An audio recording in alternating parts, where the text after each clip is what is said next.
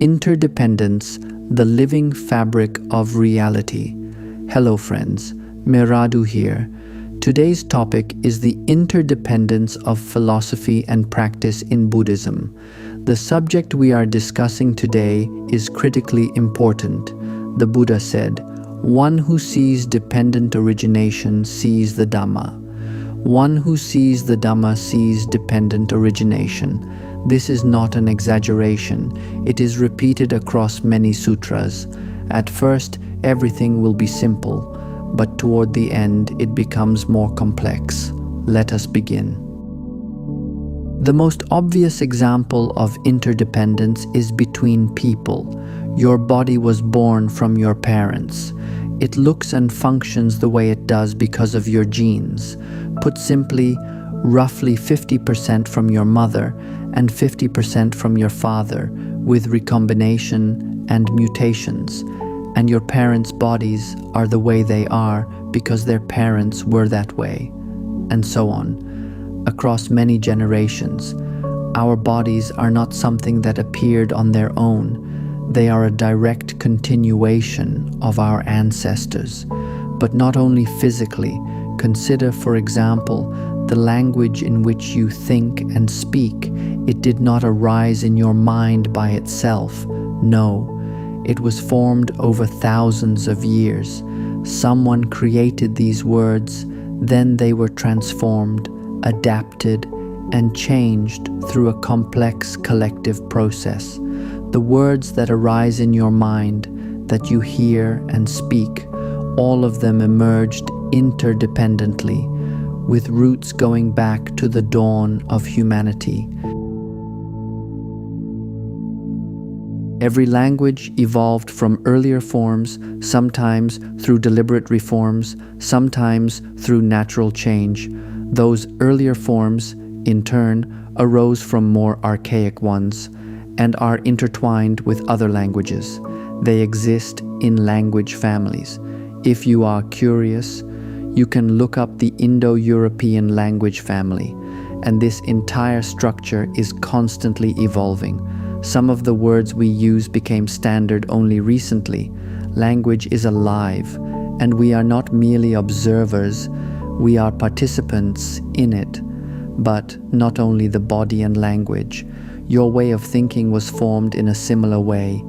You were taught, you were raised, you played, you absorbed patterns of thinking, ways of behavior, and ways of perceiving others, events, and yourself. Not only your parents, but your entire environment, friends, classmates, teachers, relatives, even strangers. Your thinking was also shaped by people you have never seen and never will see, not through direct contact, but through what they created: books, paintings, television, music, and now the internet. All of this is the result of collective interconnection. Now let us go deeper. Look at your city. Every building in it was constructed by other people. If you work in construction, then you have directly or indirectly participated in building them. Roads, power lines, water systems, everything we take for granted, someone built, someone maintains, someone improves. A city is a clear example of something one person cannot do, but we can do together. Someone might say, but people do not work for free. Of course not. They work for paper that we ourselves invented, and this paper has no real value except the one we assign to it. Today, it is not even paper anymore, just numbers on a screen. In reality, we exchange goods and services because it is useful for all of us. Look at this on a global scale. It is astonishing. Clothes you wear, food you eat, objects around you, everything was made by someone. Without others, none of this would exist. Without others, you would stand alone in a field with nothing. A human being alone does not simply fail to thrive. he dies very quickly. That is why exile into the wilderness was once considered a severe punishment, a slow and painful execution. And those who created all of this did not invent it yesterday.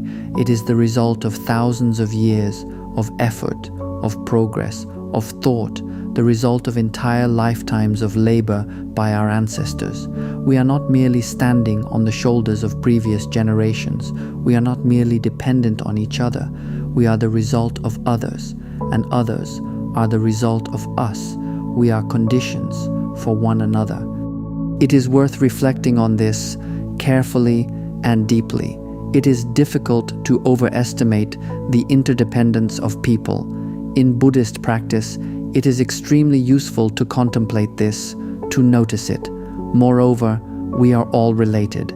Even the most distant and different person from you is your relative. Hundreds of thousands of years ago, humanity nearly went extinct. There were only a few thousand people on the planet. We are all their descendants. Why is this important? First, for the development of goodwill. When we see how deeply interconnected we are, it becomes unreasonable to feel hostility and anger toward most people. It is more reasonable to respond calmly, or at least neutrally, and even better, with goodwill, as long as no harm is being done. People need people. There is no one, not a homeless drunk, not a powerful ruler, who does not depend on others. When something happens, we cry out, "People, help!" because a bird flying by will not help you. Yes, people are the greatest danger to one another, but they are also the greatest protection. Doctors, firefighters, police, even ordinary passers-by. These are the ones who will save you, not animals, not gods, people. Goodwill is a fundamental basis of Buddhist practice. Yes, it is difficult to develop. Yes, due to conditions and trauma, some people become hardened. This is understandable. But without goodwill, it is extremely difficult to progress toward higher levels of happiness.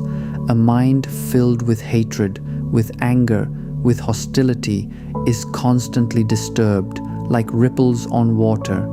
Such a mind cannot be truly calm, and without calm, it is impossible to clearly see reality. It is like trying to observe something through a shaking lens.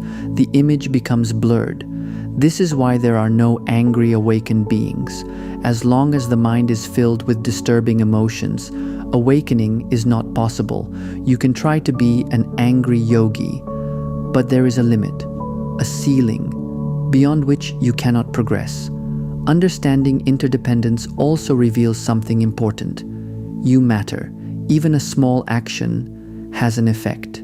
Every action, every word, every thought spreads outward like ripples on water, influencing others, the world, and returning to you. Even if you do not intend it, you influence others. Your actions affect the world, animals, nature, people. You matter. Nothing arises independently. Everything depends on causes and conditions. Take any object. It did not appear out of nowhere. It has causes. A simple cup depends on materials, on processes, on history, on intention, and even those causes have their own causes. Nothing exists independently. Everything is interconnected. Because things arise dependently, they are empty of independent existence. This applies not only to objects, but also to thoughts, emotions, experiences.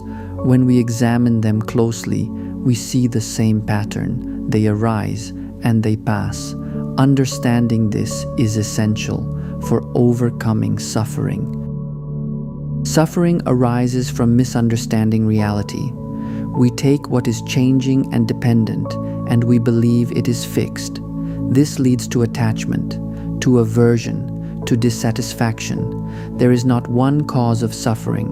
There are many causes, many conditions, constantly interacting. The Buddha taught the middle way, not everything exists independently, and not nothing exists. Things exist but dependently. Dependent origination, emptiness, and non-self are different ways of describing the same reality. And when we look deeply, what remains is not nothing, but something very simple, suchness, the way things are.